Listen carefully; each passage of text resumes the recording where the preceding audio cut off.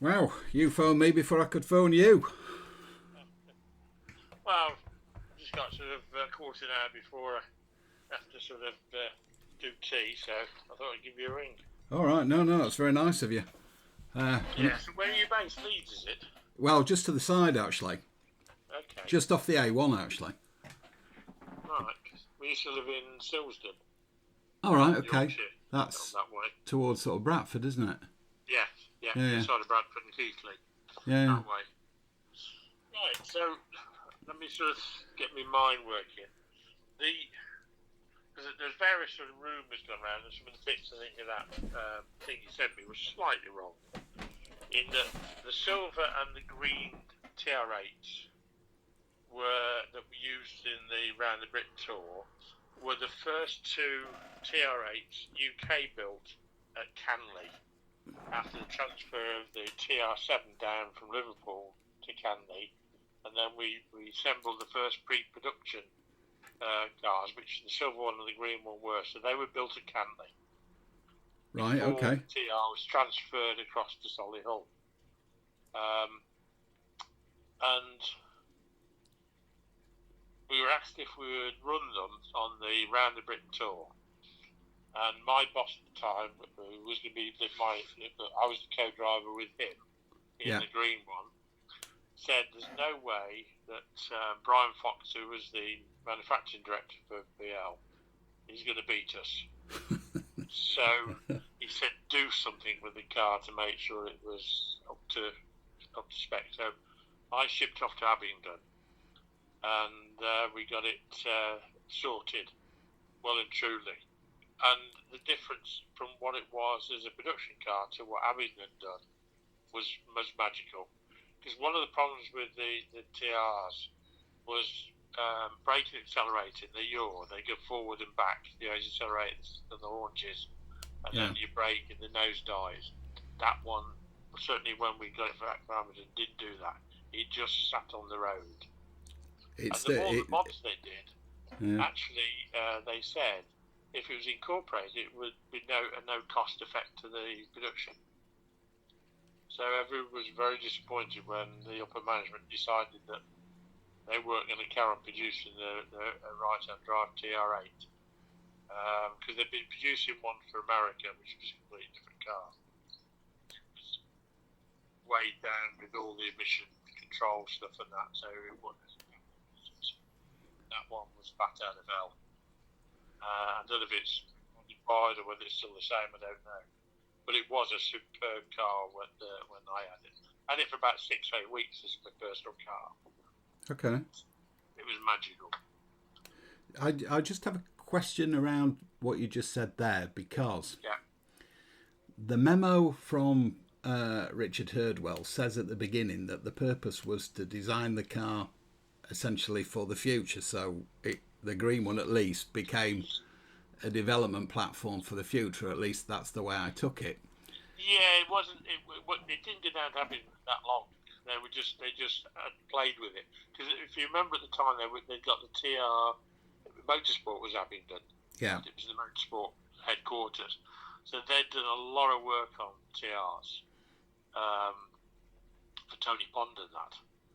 Okay. They incorporated their sort of knowledge into that car, but it wasn't being used. I think that was the bullshit we gave them to get them to do it.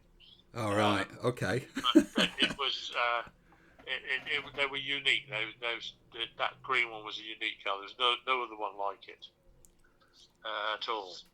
But we argued then that a lot of those things should have been incorporated in future production because it made the car so much better. And why then? Well, it was politics and it was accountants that killed it off. Because as a car, it was superb, the TR8, and it should have carried in production. It would have sold definitely. Well, the Spitfire, they dropped the Spitfire, and Mazda said, "Great, thanks very much." And they produced their little sports car, and that's what the Spitfire should have become. But they didn't put any development into that. They didn't put any further development into the TR. They decided to drop it. And I think it's a big mistake. Yeah, you said in your letter in 1997, which is a long time back, I grant you, Yeah, yeah. that it was tested to 150. Where or how was that done? That was me driving it. But it just sat there. It was brilliant. But the gearing and what they'd done, they estimated it would do about 150. Was very few restrictions on the engine, so it should have been quite capable, because certainly the motorsport ones were capable a lot more than that, and they breathed on the engine. I think they changed the cam. There was other bits in the engine they changed to free it up. Well, they put the WL9 camshaft on, which was the one Yes. that was developed for the 7.8, never made it, and ended up on the SD1, I think. Yeah. Beyond There was that, obviously a lighter body, big V8 engine, 3.5 litre engine. So in theory, it should have been more than capable of that. But whether you'd be prepared to take it to that is another thing.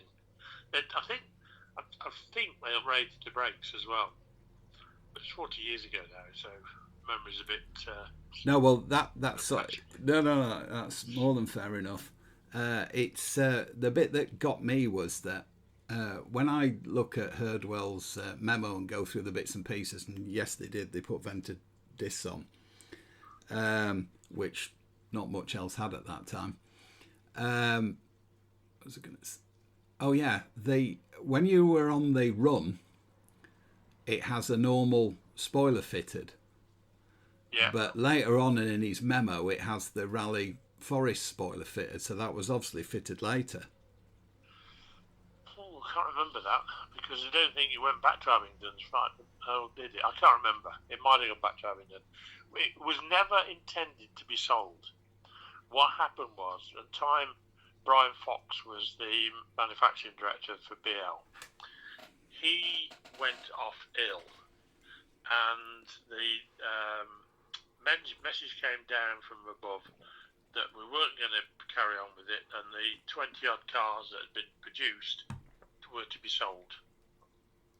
Okay. Brian Fox's instruction was to a guy named Lou O'Toole to sell them apart from that one.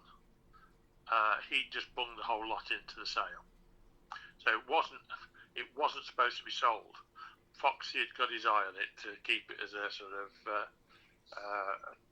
car that was going to hang around the plant, sort of thing, at Longbridge. Right. But it got put into the sale. Foxy was very annoyed about it at the time. Okay, fair enough. So that's why it went there. So yes.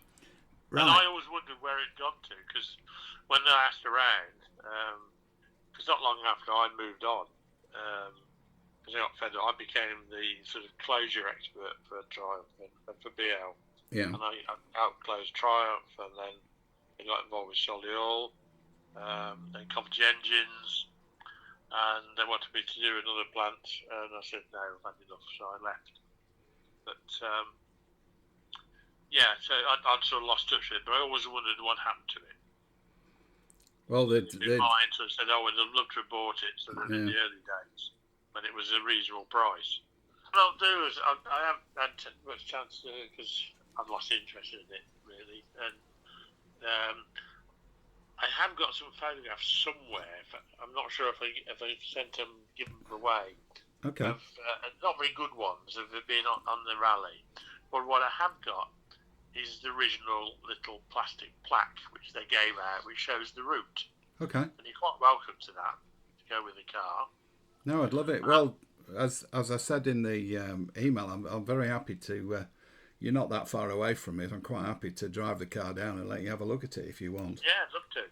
But leave it with for a while, because I'll hunt through all my stuff, and if I can find the original letter, you can have that.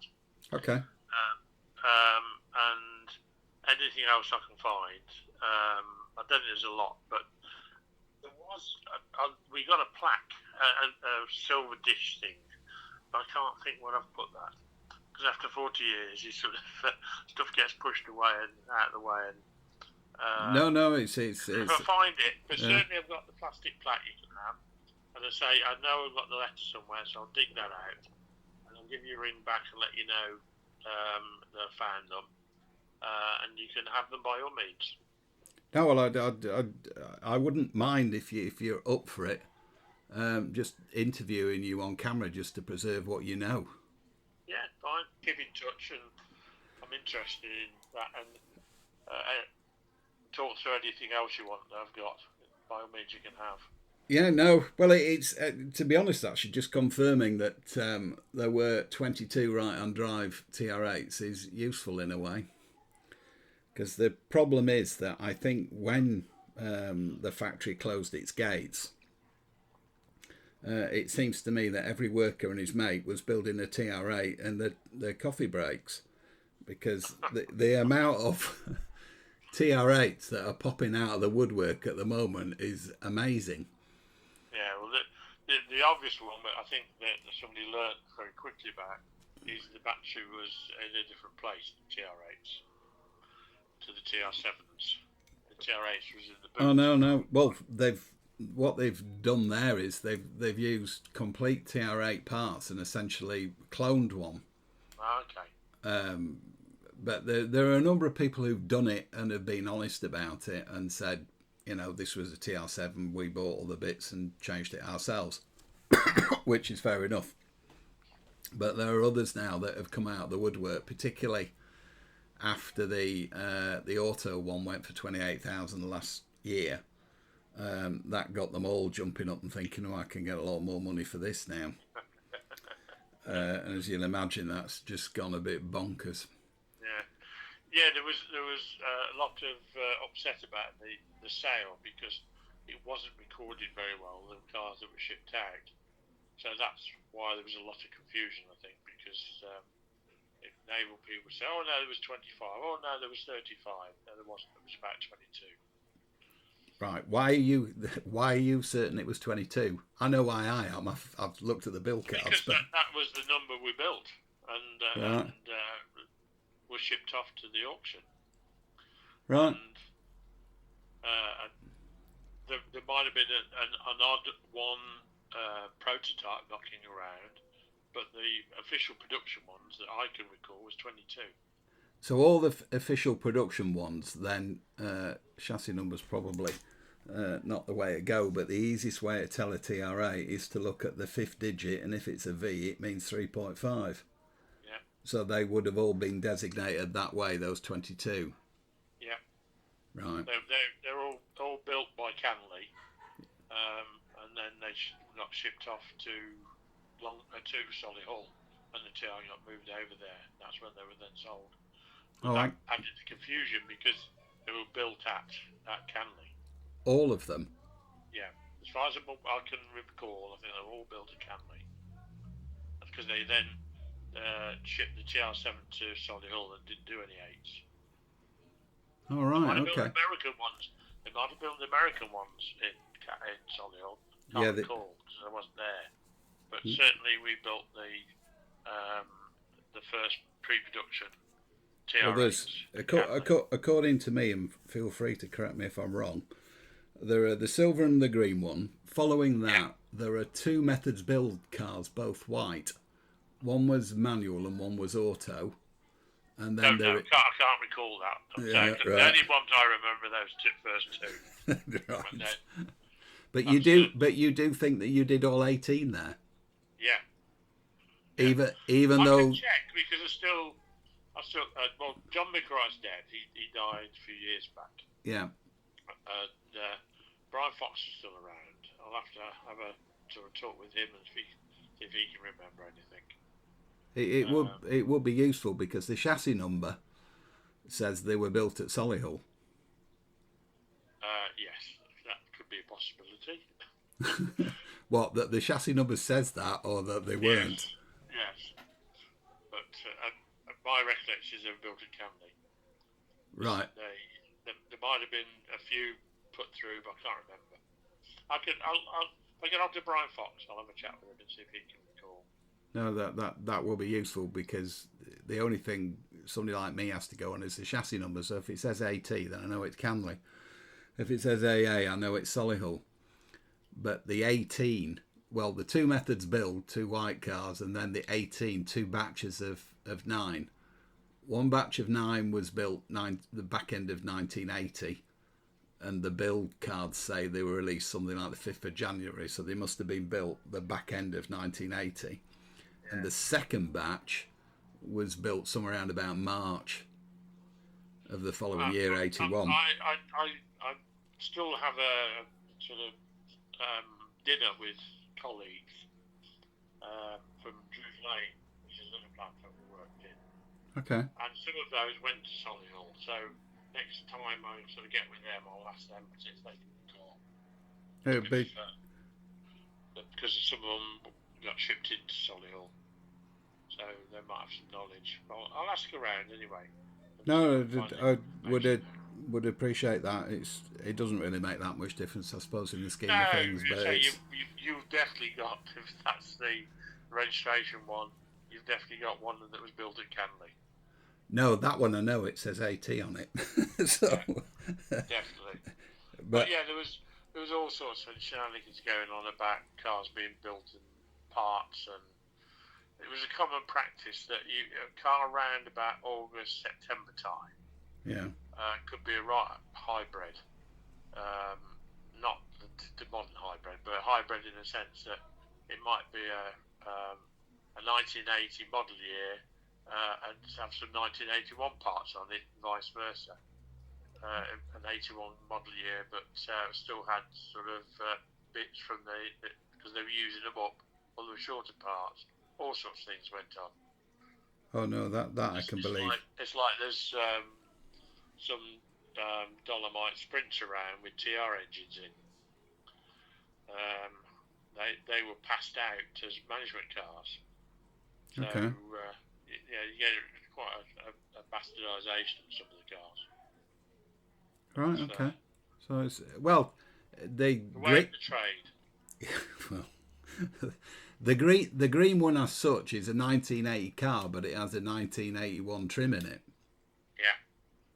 But the silver one doesn't. Why didn't the silver one? They were using parts of them, possibly. All right, and the other thing is the silver. They weren't to be sold. They were sort of when you launch a new car, you got pre-production cars. Yeah. And then you've got cars that you put down the line to prove the build, and they may not be the total final spec. Yeah. And those two certainly were that. They weren't intended to be sold. Right. Okay. So they were production proving cars. So the reason that the green one ended up at Abingdon in the first place was because Mr. Micklethwaite, I think his name was it? Yeah. Right. Wanted the fastest car. Yes. So if on the pictures it shows the old style spoiler, and then there's the memo when it came out in December says that the Forest Rally spoiler had been fitted to it so it must have been fitted in December, so it must have gone back to Abingdon. It must have done that. I'm trying to think. I can't recall. I've got a feeling you might be right. Actually, it might have gone back after we'd used it to Abingdon and tweaked a bit more. Yeah, because they might have even changed the suspension again. Well, they according to Herdwell, they did. Yeah. They did more to it, because on his memo at the end of it, it actually says something about they were going to put it on the rolling road in January 81, but nobody knows what it actually did when put on said rolling road. Yeah. But I'm going to love and leave you. No, thank you ever so much. No, much appreciated. I'll keep it to. I'll have a look round for what I can find out. But I've got an address, haven't I? Yeah. I'll drop this little plastic. Nothing exciting. It's about 4 inches by 3 inches with a picture of UK on and a blue line showing the route that we went on. But you can by all means have it because it's just sitting in my office gathering dust.